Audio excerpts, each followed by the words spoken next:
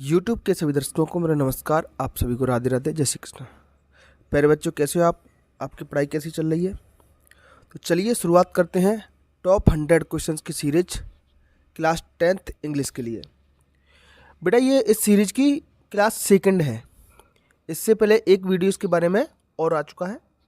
उम्मीद है आपने वो वीडियो देख लिया होगा। तो ज़्यादा से ज़्यादा दोस्तों के साथ, अपने छोटे भाई बहनों के साथ इसे शेयर कीजिए। पिछले वीडियो में क्वेश्चन नंबर 16 तक हमने सॉल्व कर लिए थे। क्वेश्चन नंबर 17 पर आते हैं। ये आपका चैप्टर 3 से है क्वेश्चन, जिसका नाम है हिज फर्स्ट फ्लाइट, उसकी पहली उड़ान।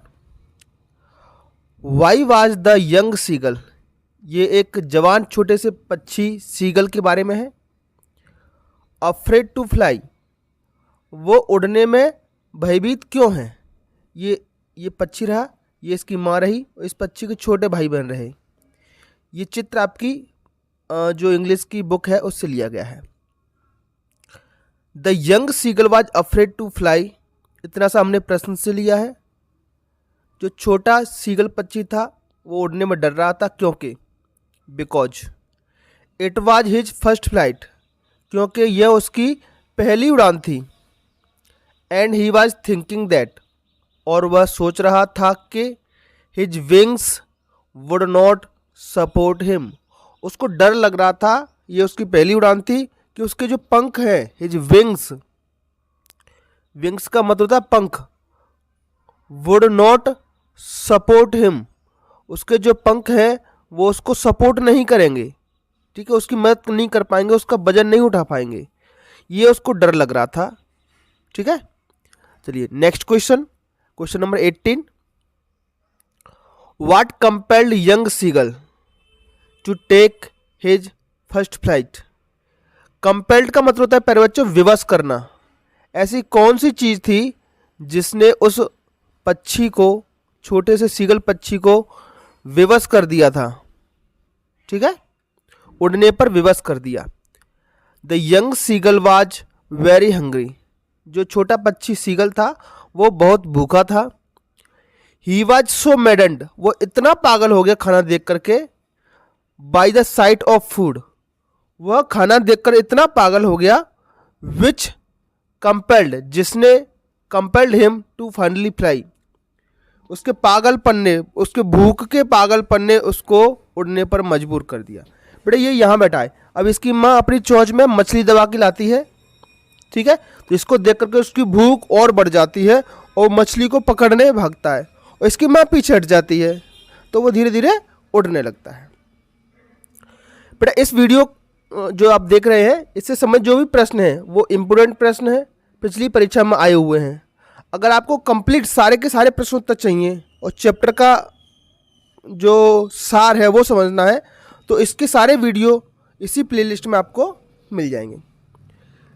प्रश्न क्रमांक 19 पर आते हैं। ये है आपका इसी लेसन 3 है, उसका पार्ट ए है ब्लैक एरोप्लेन। ठीक है, 2 कहानियां हैं उसमें। What made the women in the control centre look at the narrator strangely, जो कंट्रोल सेंटर में, नियंत्रक केंद्र में जो महिला बैठी थी, उसने नरेटर को, जो कहानी कह रहा है, उसको स्ट्रेंजली, बिल्कुल आश्चर्य के साथ क्यों देखा? देखो ये है पायलट, ये प्लेन उड़ा रहा होता है, और ये कंट्रोल सेंटर में लेडी बैठी हुई है, ये इसको आश्चर्य से देख रही है। ऐसा क्यों देख रही है, ये प्रश्न है। When the narrator asked the lady about the mysterious aeroplane, जब नरेटर ने, जब लेखक ने कंट्रोल सेंटर में बैठी हुई महिला से रहस्यमयी एरोप्लेन के बारे में पूछा। मिस्टीरियस एरोप्लेन, मिस्टीरियस मतलब रहस्यमयी। दैट हेल्प्ड हिम, जिसने उसकी मदद की। सी लुक्ड हिम, उसने उसे देखा। स्ट्रेंजली, उसने उसे आश्चर्य से देखा। Because there was no other plane in the sky, क्योंकि वहाँ पर कोई दूसरा जहाज था ही नहीं।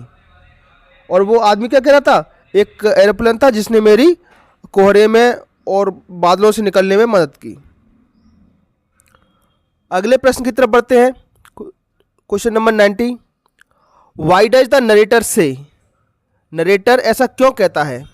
आई landed and was not sorry to walk away from the old Dakota. बेटा जिस प्रश्न के ऊपर ऐसे इस तरीके से स्टार लगा हुआ है वो 3 मार्क्स का है, ठीक है। The narrator said this, narrator ने ऐसा इसलिए कहा।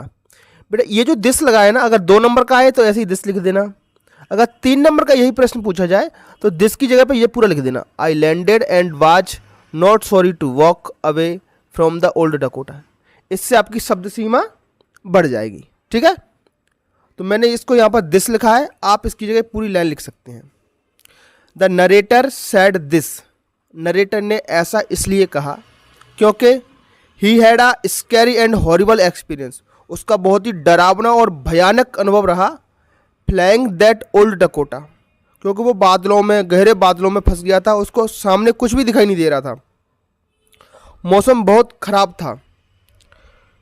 ही वॉज हैप्पी, वह खुश था, that he landed the plane safely, वह बहुत खुश था कि उसका पेंड जो प्लेन है वो सुरक्षित लैंड कर गया।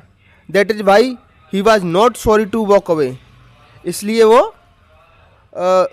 सॉरी नहीं कहना चाहता है बाहर जाते वक्त।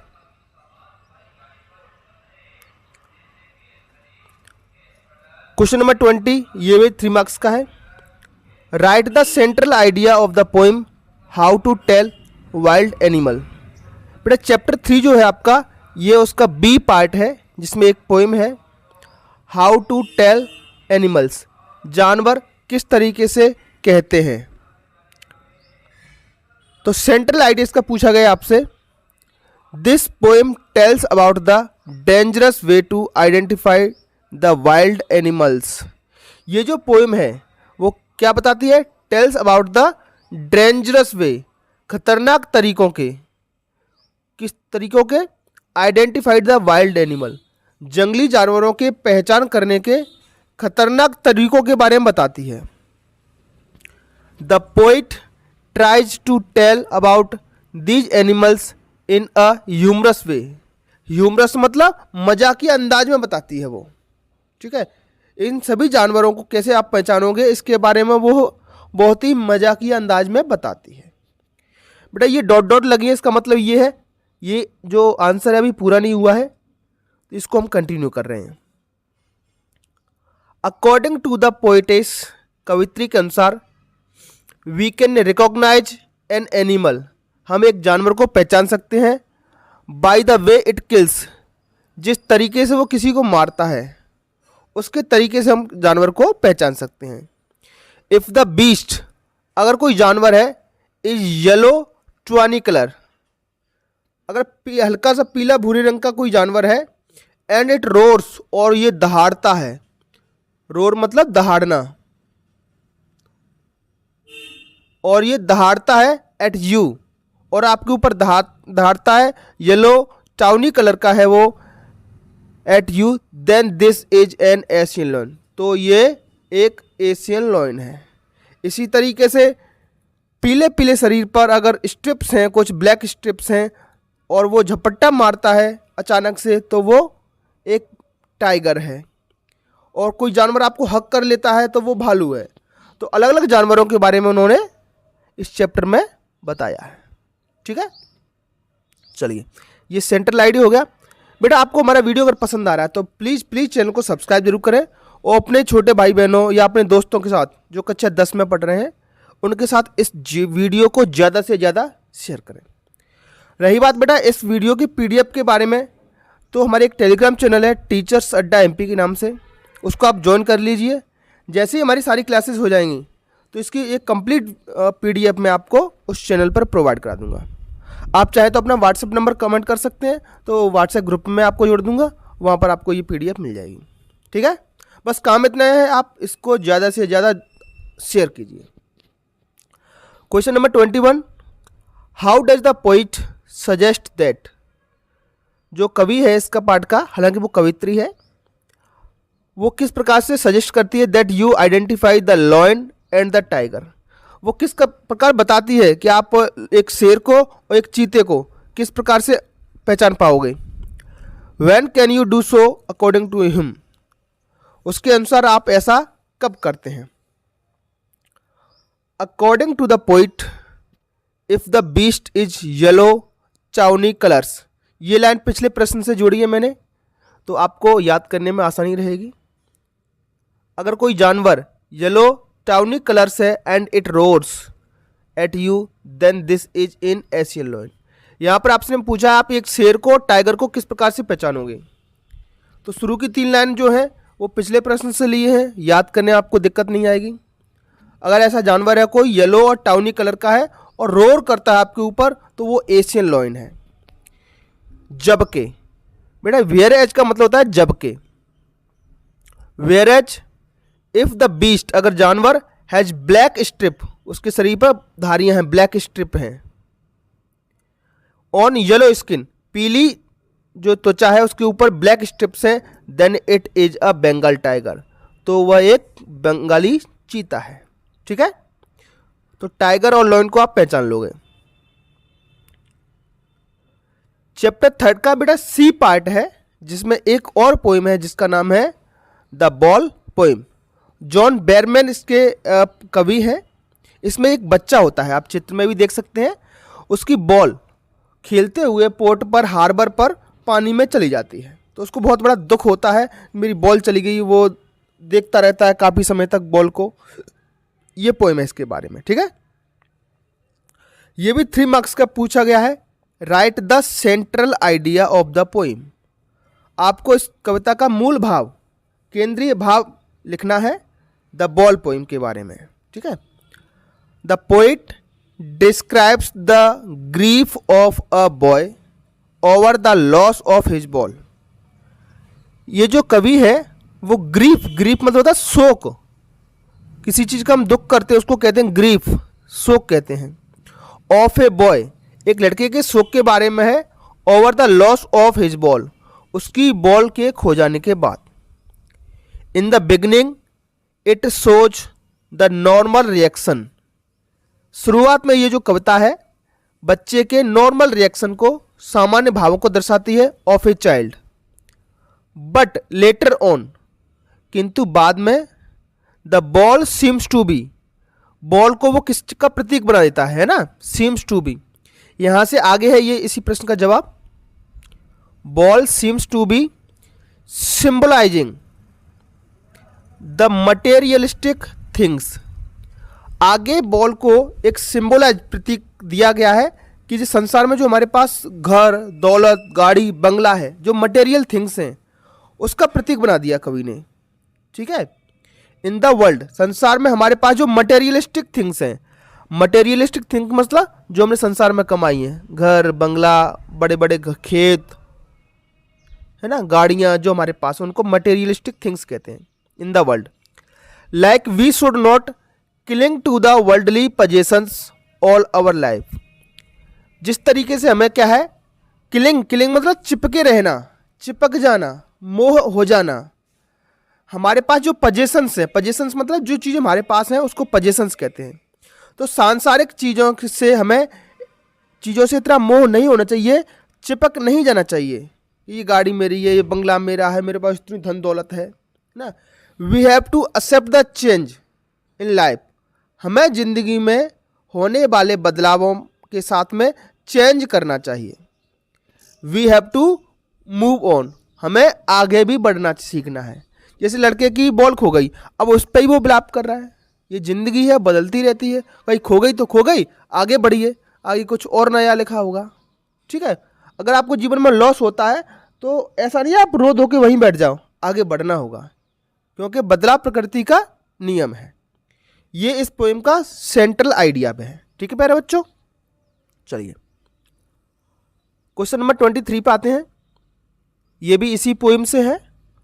वाई डज द पोइट से, कवि ऐसा क्यों कहता है, I would not intrude him, मैं उसके काम में हस्तक्षेप नहीं करूंगा। इंट्रूड मतलब हस्तक्षेप करना। रो रहा है तो ये रोने देगा उसको। Why doesn't he offer him money two by another ball, कवि देख रहा है बच्चा रो रहा है बॉल के लिए, तो कवि ने उसको 2 पैसे भी नहीं दिए। 1 डाइम की बॉल थी, डाइम वहां की मुद्रा है बेटा। ठीक है, तो कवि उसको पैसे नहीं दे रहा। क्यों नहीं दे रहा भाई? The poet does not want to intrude and to offer money. कवि उसे इंट्रूड नहीं करना चाहता, हस्तक्षेप नहीं करना चाहता, एंड टू ऑफर मनी, और उसको पैसा भी नहीं देना चाहता। बिकॉज, क्योंकि, he knows that little boy has to learn, क्योंकि वह जानता है कि इस छोटे से बच्चे को सीखना पड़ेगा। टू एक्सेप्ट द लॉस, मतलब जो उसको नुकसान हुआ है उसको सहन करना उस बच्चे को सीखना पड़ेगा। आज मैं उसको पैसा अगर दे दूंगा तो वो नहीं बोल ले आएगा, तो उसको जो हानि हुई है, ठीक है, तो उसको वो कैसे सीखेगा कि चीज़ें आती हैं जाती हैं, ठीक है। इसलिए वो उसको पैसा ऑफर भी नहीं कर रहा, उसके काम में हस्तक्षेप भी नहीं कर रहा है। नेक्स्ट क्वेश्चन की तरफ बढ़ते हैं। ये चैप्टर 4 से है बेटा, जिसका नाम है from the diary of Anne Frank. इसका भी ट्रांसलेशन वाला पूरा वीडियो मैंने बना दिया है, सारे क्वेश्चन इसके करा दिए हैं मैंने। यहाँ पर इस सीरीज में मैं आपको इंपॉर्टेंट क्वेश्चन करा रहा हूँ, ठीक है। पूरा चैप्टर पढ़ना है तो आप वो वाला वीडियो देख सकते हैं। Why was mister Keesing annoyed with Anne? Mister Keesing है बेटा, ये एनी के टीचर हैं, वह इस पर नाराज हैं। What did he ask her to do? उन्होंने उसे क्या करने को कहा? या फिर ऐसे प्रश्न आ जाए कि मिस्टर कीसिंग ने एनी को क्या पनिशमेंट दिया, तो पनिशमेंट दिया वो भी यही जवाब रहेगा, ठीक है। ये यहां से जुड़ेगा इसका आंसर, ये यहां से एज ए पनिशमेंट, ठीक। बेटा प्रश्न इसलिए समझना जरूरी है क्योंकि जवाब यही है आपके बेटा, यहीं से कुछ प्रश्नों की फ्रेमिंग अलग कर देगा वो। अगर प्रश्न का पैटर्न आप अच्छे से समझ गए, ये प्रश्न क्या पूछ रहा है, तो जवाब तो लिख ही देंगे आप, ठीक है। जवाब इन्हीं उत्तरों में मिलेगा। Mister Keesing was annoyed with Anne, Anne से वो नाराज थे। बिकॉज, क्योंकि, she used to talk a lot, क्योंकि वो बहुत ज़्यादा बात करने की आदी थी। यूज टू का मतलब आदी होना, बार बार ऐसा करना। Use to talk a lot in the class during his lecture, उनके जो लेक्चर होता था उसके दौरान वो बहुत ज़्यादा बात करने की आदी थी, मतलब बहुत बातूनी थी। कौन? Anne a Frank. तो एज ए पनिशमेंट, सजा के तौर पर, he assigned her extra homework, सजा के तौर पर ही असाइंड हिम, मतलब शिक्षक ने उसको क्या दे दिया? एक्स्ट्रा होमवर्क दे दिया। By asking her to write an, और उसको कहा write an essay on the subject a chatterbox, a chatterbox विषय पर एक ऐसे लिखिए, एक निबंध लिखिए।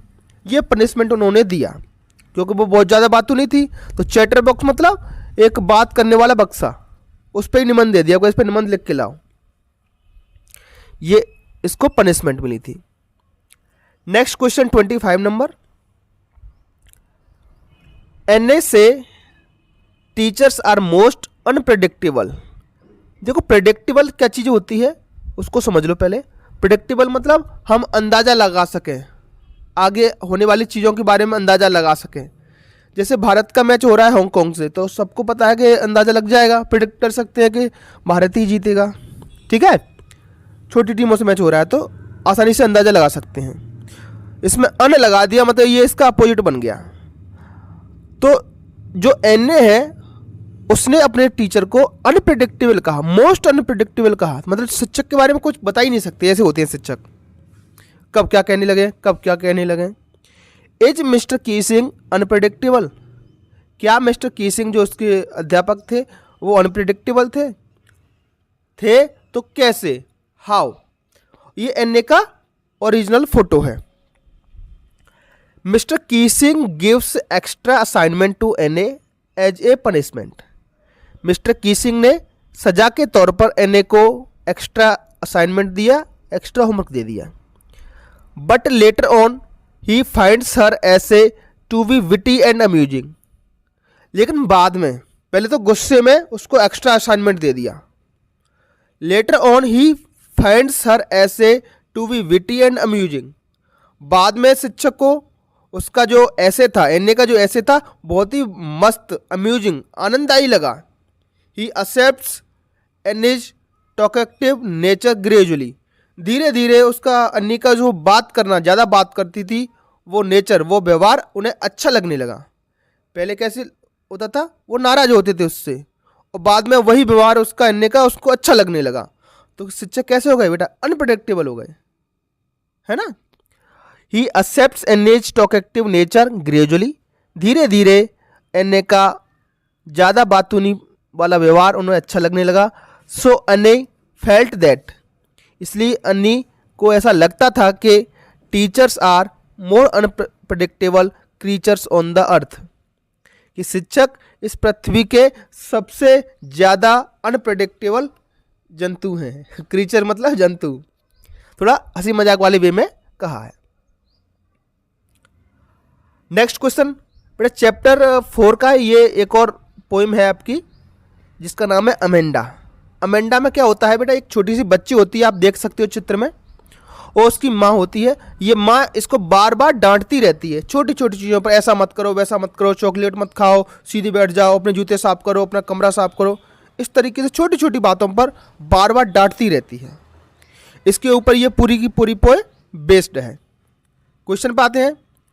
What are the things that Amanda's mother ask her to do, वे चीज़ें कौन सी हैं जो अमंडा की माँ उसे करने के लिए कहती थी।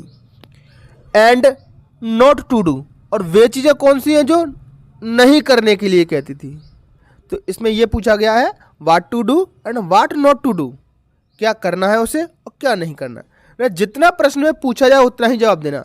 अगर सिर्फ यही इतना ही पूछ ले कि क्या करने को कहती थी, तो ये वाला लिख देना, ये काम करने को कहती थी, और क्या नहीं करने को कहती थी ऊपर वाला लिखना है। ठीक है, चलिए समझते हैं।